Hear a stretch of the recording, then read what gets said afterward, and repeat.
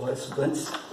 Vamos começar aqui com estudar sistema de spin-meio, na verdade. Eu vou desenvolver o experimento Stern-Gallagher aqui, para a gente poder dar um sentido físico para algumas coisas que a gente está estudando. Depois a gente volta para a sequência de postulados da mecânica quântica, etc. Okay? Então, antes de começar com o experimento Stern-Gallagher, eu quero relembrar alguns detalhes a respeito de átomo de hidrogênio, por exemplo. Essa física do átomo de hidrogênio ela serve como base para a física dos demais átomos, então algumas ideias que estão contidas aqui, elas são repetidas quando você vai estudar outros átomos também. Bom, então nós temos a equação de Schrödinger para um átomo de hidrogênio, equação de alto valor, onde o operador hamiltoniano, né, aqui em 3 dimensões, vocês estudaram isso em estrutura da matéria 1, né? O operador hamiltoniano em 3 dimensões contém as partes de energia cinética e energia potencial, interação de um elétron com um núcleo, né? Energia de interação de Coulomb, então, energia potencial. E as Psi de N e Ln são as autofunções para o átomo de hidrogênio, ok? Então isso é a equação de alto valor, né? O operador atuando na função gera um número que é a energia vezes a função. Essa energia aqui, ela é deduzida em termos de grandeza de constantes universais, né? Para simplificar aqui, ela vale menos 13,6 eletronvolts, dividido por n quadrado, onde n é um número quântico, então, que está relacionado com a própria energia, né? E ele assume valores 0, 1, 2, 3 e assim por diante, né? Então a energia é quantizada segundo essa forma aqui, tá certo? A própria autofunção do átomo de hidrogênio, ela pode ser separada, né, como um produto de funções, onde você tem, isso aqui é um procedimento de separação de variáveis que se faz lá para resolver o átomo de hidrogênio, onde você tem uma função R de NL, YLN, esse R aqui é uma função só da coordenada radial, né? E isso aqui é uma função de θ, φ, ok? Esse é um procedimento de separação de variáveis na hamiltoniana do átomo de hidrogênio. Okay. Quando você faz a separação de variáveis, a parte angular,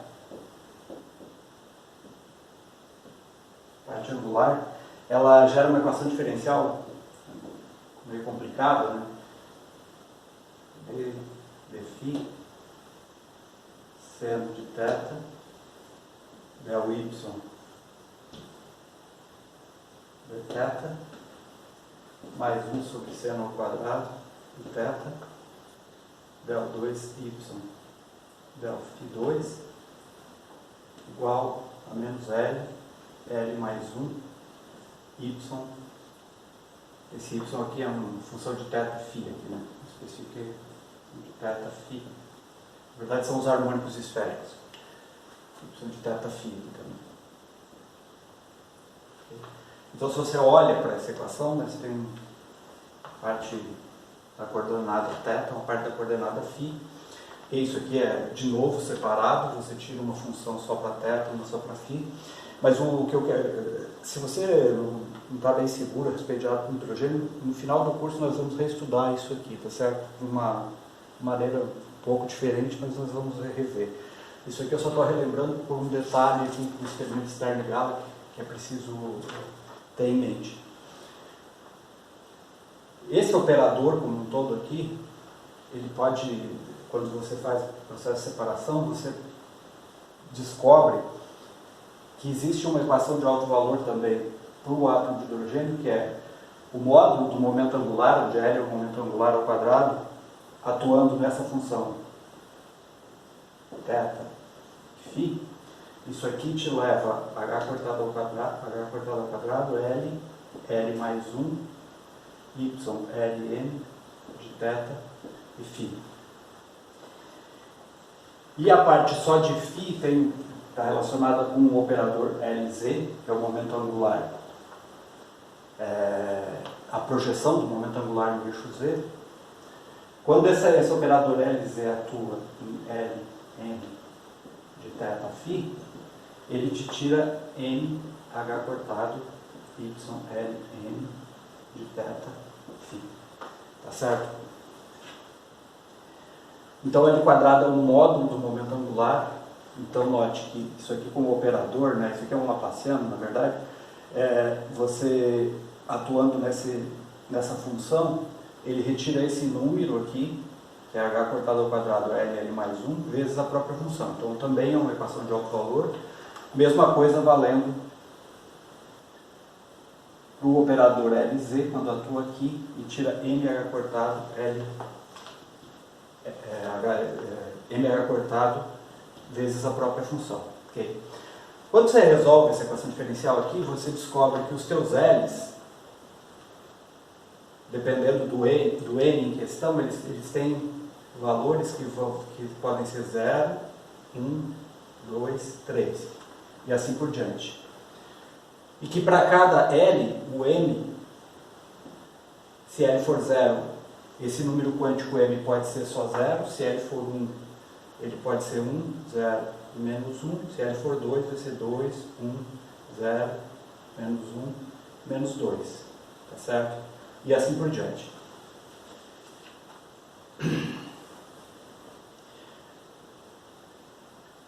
M vai te dar, note que se eu aplico o operador LZ na função de onda do átomo de hidrogênio, ele vai atuar nessa parte angular aqui, tá certo? É o momento angular. Ele me retira um valor que é NH cortado. Esse valor, então, os valores do LZ aqui, eles vão assumir essas possibilidades. Ou vai ser 0, ou vai ser 1, 0, menos 1, ou vai ser 2, 0. Sempre ímpar. Ok? Isso aqui que é um fato importante. Então, a previsão da equação de Schrödinger para os valores de momento angular de um átomo implica que os momentos angulares são quantizados, tá certo? Esses LN aqui são os SPDF que você usa lá em química para rotular os átomos. S corresponde a SPDF se corresponde aos valores de momento angular que o átomo vai ter. Okay? Então, a previsão que você tira daquele estudo do átomo de hidrogênio é que o momento angular ele é quantizado segundo essas regras aqui, tá certo? E a projeção LZ do momento angular do átomo, ela é quantizada de modo que ela pode ter uma quantidade ímpar de autovalores aqui, tá certo? Então, por exemplo, se o átomo está aqui, o momento angular dele é esse vetor, o módulo desse vetor vai ser dado por essa grandeza aqui, ok? E a projeção sobre o eixo Z, que é o LZ, ela vai ter possibilidades sempre ímpares de projeção, quantizado e números ímpares de projeção, tá certo? Então, mantenham isso em mente, que a gente depois vai discutir de novo essa questão, né? do número de projeções possíveis, dado o momento angular total, ser sempre ímpar. Então, vamos dar uma estudadinha aqui, começar a estudar, né? Esse é o experimento estar ligado. O que é o experimento estar ligado? Você tem aqui átomos, aqui no caso da maneira que foi feita, eles usaram prata, tá? AG, já vou dizer porque é a prata. Essa prata é vaporizada aqui dentro de uma câmara.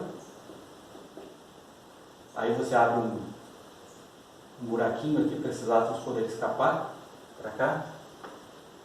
Para garantir que eles sigam uma linha bem reta aqui, você põe um colimador, de modo que os que saem meio assim, batem ali, não vão embora. Então você tem uma linha de átomos que vai sair nessa direção aqui. No meio do caminho aqui, é colocado um ímã e outro ímã aqui, sequência norte-sul, de modo que você vai ter um campo magnético dentro dessa região aqui. Essa região aqui vai ter uma determinada comprimento aqui, L, certo? Então aqui você tem um campo magnético B.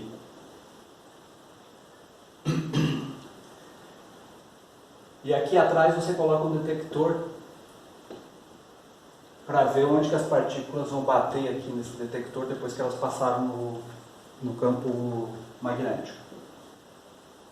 Pois bem, isso aqui é um campo magnético. A gente sabe que um campo magnético em cima de partículas carregadas vai executar uma força de carga, né? Força V vetor B. Okay? Os átomos que saem daqui são átomos de prata neutros, tá certo? Neutros em termos de carga, porque ele tem o mesmo número de elétrons de prótons, então ele é um átomo neutro. Então as partículas são neutras.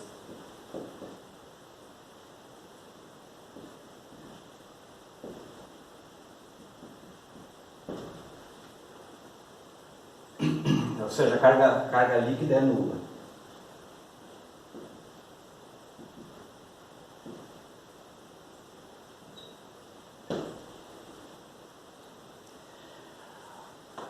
A prata, ela tem uma configuração eletrônica aqui, vou pegar uma tabela, 1s2, 2s2, 2p6, 3s2, 3p6, 3d10, 4s2, 4p6, 4d10, e aqui no final tem um elétron que está numa camada 5s. A questão aqui para nós é o seguinte: se eu fosse olhar esse átomo aí por fora, então ele seria uma estrutura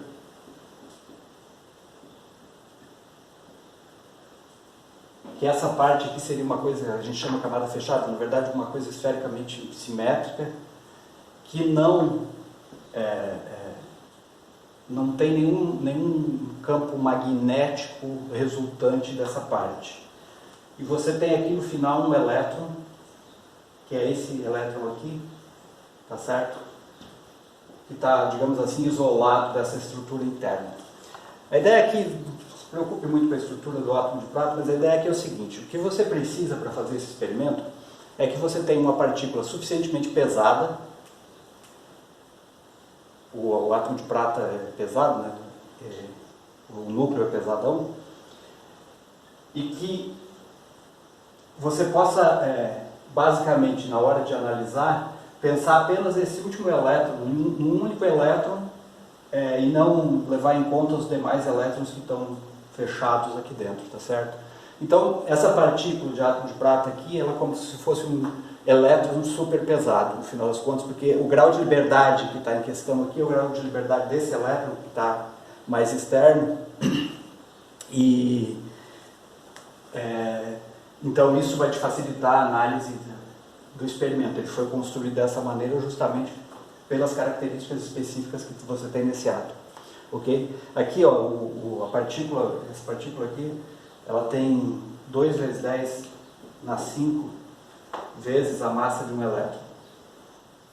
Então você pode imaginar o experimento sendo feito com um elétron que é bem massivo, tá certo? Por quê? Porque se a massa é muito grande, eu posso pensar que essa partícula, sob o ponto de vista de trajetória, está fazendo uma trajetória quase clássica aqui, tá certo? Não preciso me preocupar com aspectos de comportamento ondulatório, né, desse átomo, porque ele é uma entidade quântica. Eu poderia pensar, não, mas ele não vai fazer uma trajetória aqui, ele vai se comportar segundo uma entidade quântica. Mas com essa massa tão grande aqui, eu posso, em boa aproximação, pensar que ele está se comportando como um projétil clássico, quando está sendo jogado em termos de trajetória, tá certo?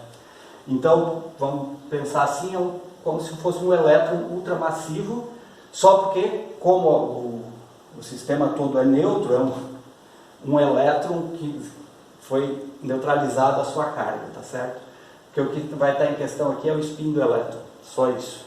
Esse é o grau de liberdade que vai estar em questão, ok? Então, deixa eu apagar aqui embaixo.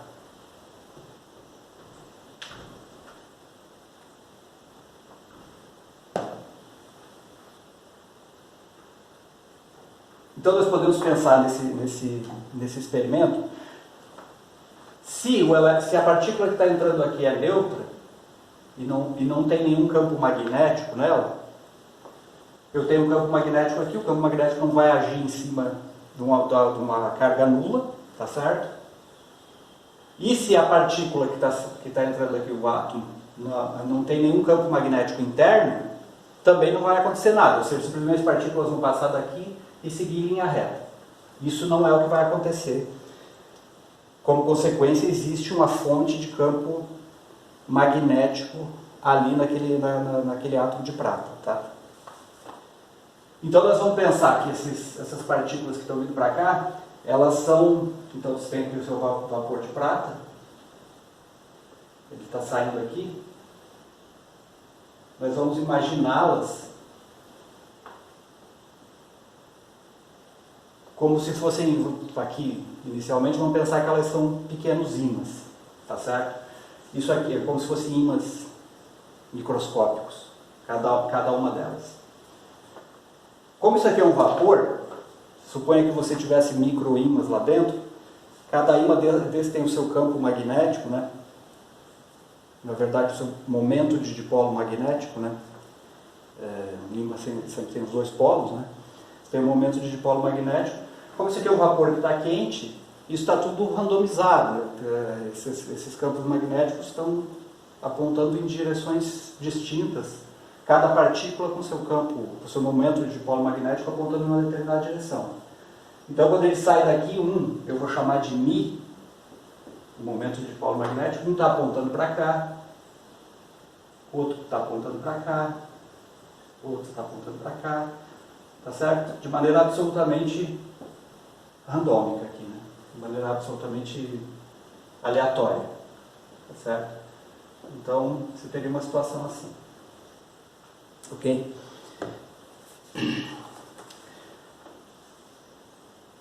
Então eu estou assumindo que os átomos de prata vão ter uma fonte interna dele de campo magnético, ok? E que isso aqui está saindo de maneira arbitrária.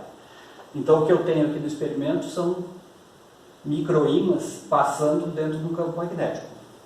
Ímã interage com ímã, gerando uma energia potencial de interação, por exemplo, tá certo? Aqui nessa aula eu não vou ficar me preocupando com demonstrações de algumas relações, porque eu quero que vocês tenham foco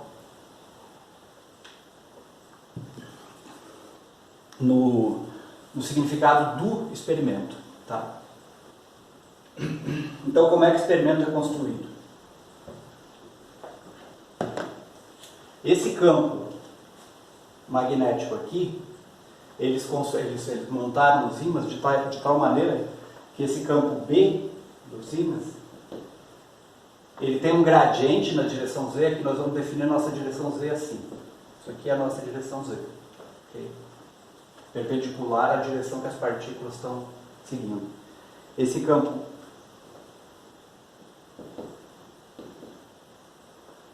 ele varia na direção Z aqui, conforme alguma equação, e está apontando na direção Z. Ok? Lá da teoria eletromagnética, a gente sabe que a energia de interação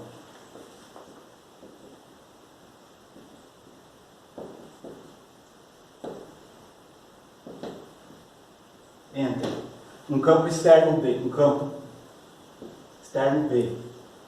e um momento magnético, que seria a interação campo campo, né? Sendo que o campo da partícula é representado pelo momento magnético. No campo B, o momento magnético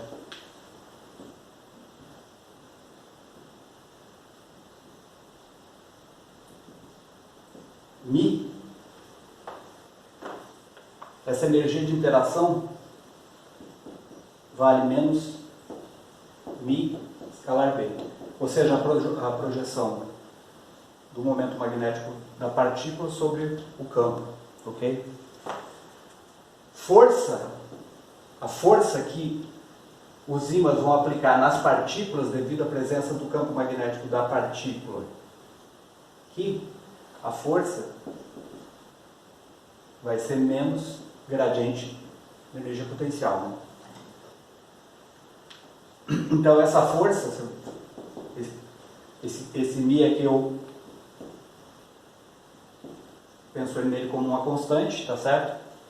Essa força vai ficar expressa por, esse aqui é um escalar, né? Esse B está na direção Z, então vai tomar μz, dB, dz, que é o gradiente, né? A única direção que o campo está variando é na direção Z. Isso aqui na direção Z. Tá certo? Então, com essa suposição que as partículas têm um campo magnético interno,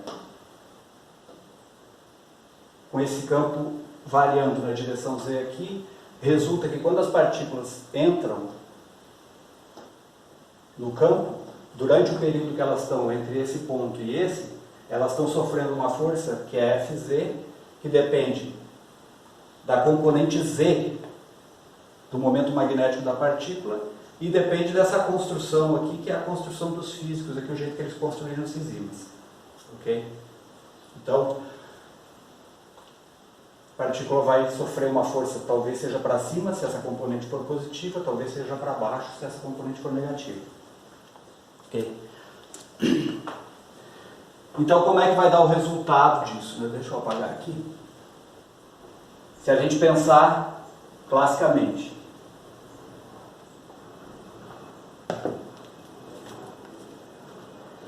as partículas, então, elas estão aleatórias, a direção dos momentos magnéticos dela está em qualquer direção assim,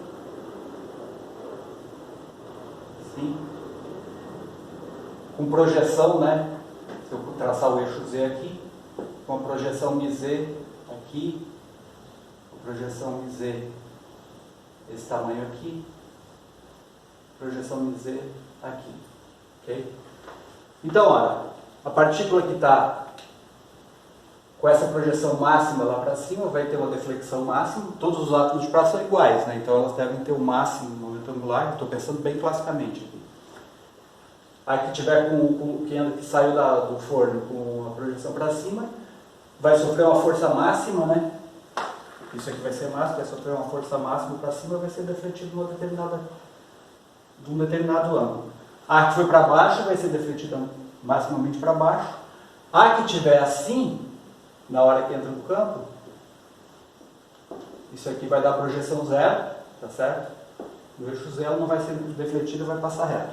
Ou seja, você vai ter uma situação assim, né? Você tem norte, sul, aqui está o campo, a partícula entra, pode ser defletida para cá, entra, pode ser defletida para cá, algumas podem passar zero, as que estiverem mais inclinadas vão... Uma coisa assim, tá certo? Como são as direções desse microímã aí? Está completamente aleatório. O que eu vou ver aqui, sob o ponto de vista experimental, é que eles vão bater formando uma bola, assim, tá certo? Esse aqui é o resultado clássico, esperado. Foi um experimento assim. Qual é o resultado observado do experimento? O resultado observado do experimento não é esse, mas sim esse.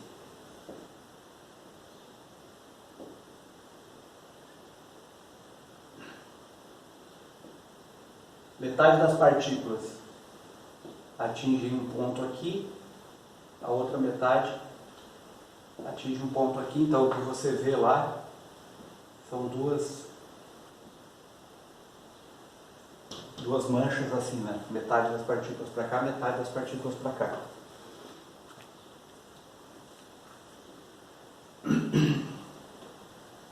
Explicações erradas. Às vezes as pessoas tendem a pensar, tudo bem, a hora que eu tenho um campo magnético B aqui e tenho um outro em minha que está com um campo assim, tá certo? Eu estou representando pelo momento magnético dele em mim. Quando eles interagem, o campo B alinha, quer dizer, torce esse vetor e leva ou para cima ou para baixo.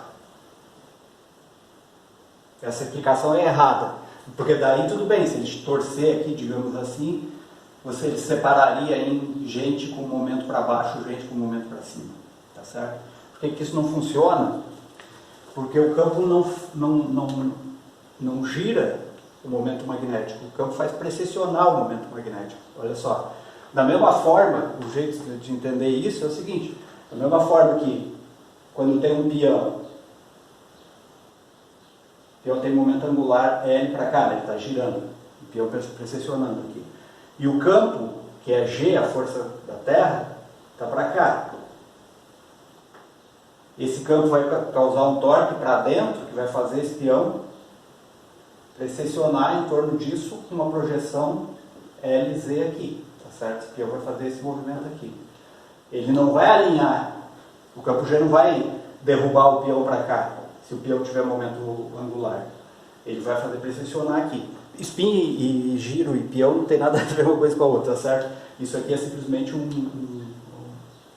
uma situação análoga em que um campo atuando em cima, nesse caso, no momento da massa do campo gravitacional, atuando em cima da massa do peão, faz ele precessionar e não girar. Então o campo magnético não gira os momentos magnéticos os nossos microímãs aqui. O que o campo magnético faz é fazer esse troço precessionar, mantendo uma projeção sobre esse eixo aqui fixa, tá certo? Então essa explicação não vale, ele não alinha, tá? A segunda explicação possível que você poderia pensar para que apareça duas manchas aqui, ou seja, as partículas ou são defletidas para cima ou para baixo, é a seguinte, que é o que eu abordei no começo da aula.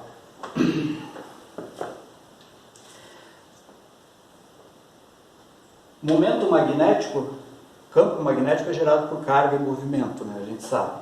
Então, se a gente pensar aqui,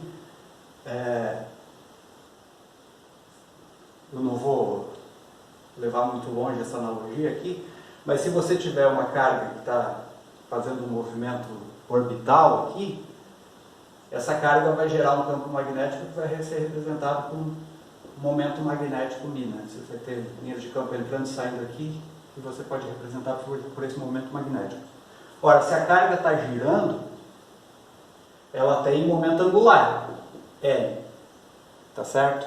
Isso futuro a gente demonstra isso.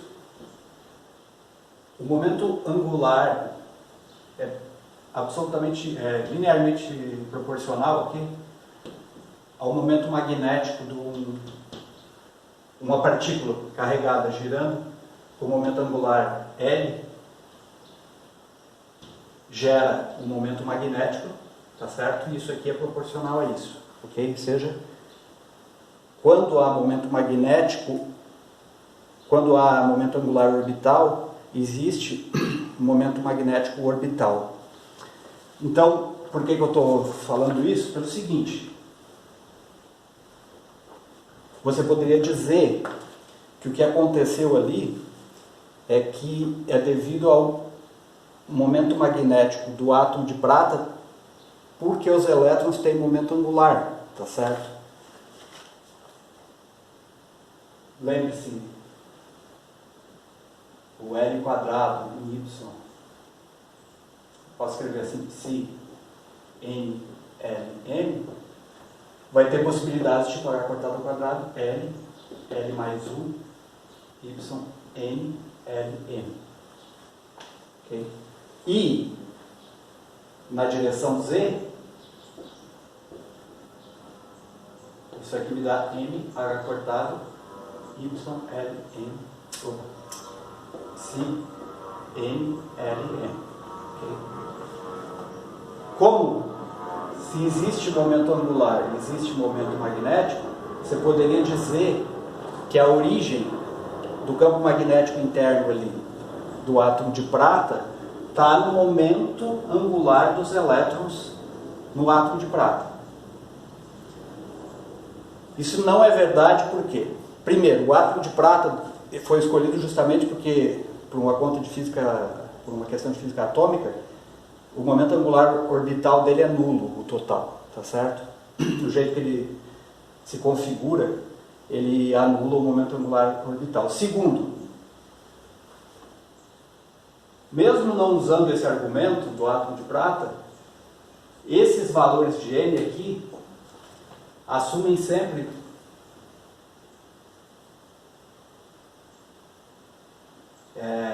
isso aqui é MH cortado, né? Assume valores ou 0, ou 3 possibilidades, ou 5 possibilidades, ou 7 possibilidades, assim por diante, sempre ímpar.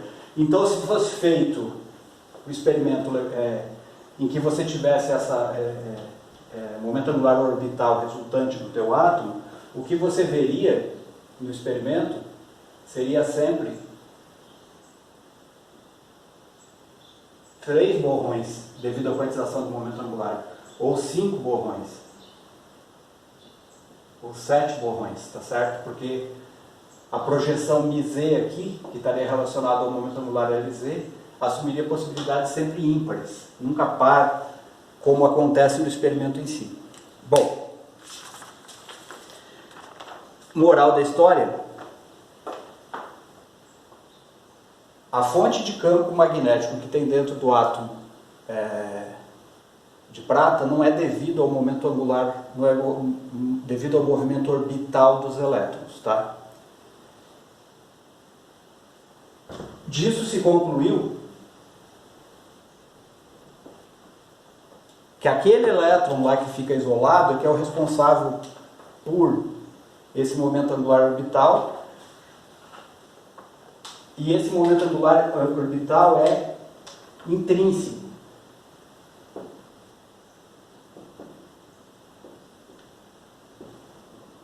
O momento angular do elétron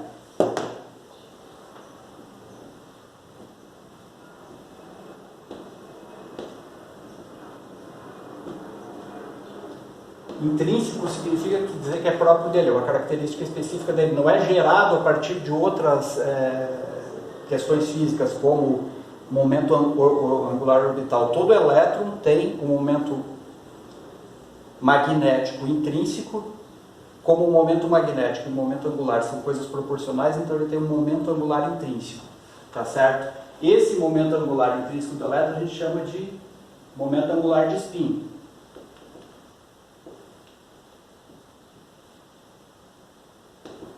Ok? S.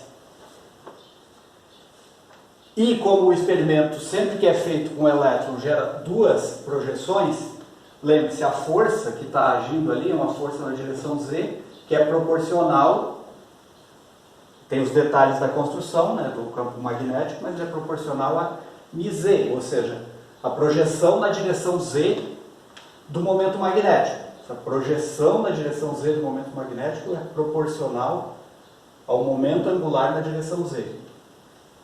Então o elétron possui um momento angular intrínseco, uma projeção intrínseca da direção Z. Se uma parte for para cima, então positivo, se uma parte for para baixo, então negativo. E um momento magnético intrínseco na direção Z. Ok? Isso é o que se chama spin do elétron. O que acontece? A existência disso não está prevista na solução do átomo de hidrogênio segundo a equação de Schrödinger. Não é previsto por Schrödinger. Ok?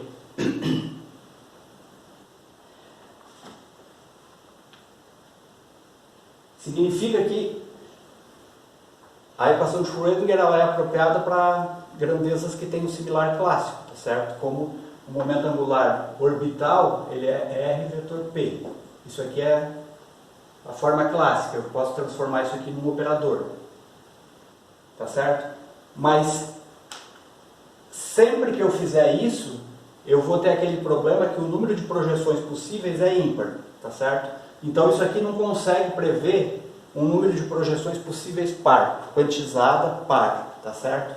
Então a formalismo de Schrödinger nesse sentido, ele é incompleto, tá? A gente precisa, por isso que a gente precisa desenvolver os métodos de mecânica quântica de uma maneira mais geral, para poder levar em conta, por exemplo, essa grandeza intrínseca que é spin. Spin não é elétron girando, tá? Não tem, se você for fazer a conta do tamanho do spin do elétron, do momento magnético do elétron, fazendo um elétron girar fica uma coisa completamente absurda. O elétron é pontual e etc. Não dá certo. Tá? Então, uma das conclusões desse experimento de Stern-Gala é isso: existe uma fonte de momento magnético a mais, que é intrínseca ao elétron, o próton vai ter, o nêutron vai ter, etc. Quando você faz as medidas lá, esse S se mostra aqui, esse SZ, que é momento angular de spin, que a gente sempre chama de S aqui, o valor dele assume sempre esse tamanho aqui, né? O H cortado aqui é 6,58 vezes 10 a menos 16 eletronvolts segundo, tá? Ou as unidades internacionais, ok? Então esse é a conclusão inicial. Na sequência, na próxima aula, a gente vai fazer isso, tudo bem, isso no fundo historicamente demonstrou a existência do spin, tá? Na próxima aula a gente vai fazer sequências desse experimento para ver como se constrói, então, se isso aqui não tem similar clássico, não tem como construir os operadores relativos a essa grandeza física. Tem, a gente vai construir a partir de observações da maneira com que a natureza se comporta, ou seja, a gente vai fazer experimentos de maneira correta para poder ver como são esses operadores, qual que é a álgebra que ele obedece, ok? Então, por enquanto era isso, obrigado.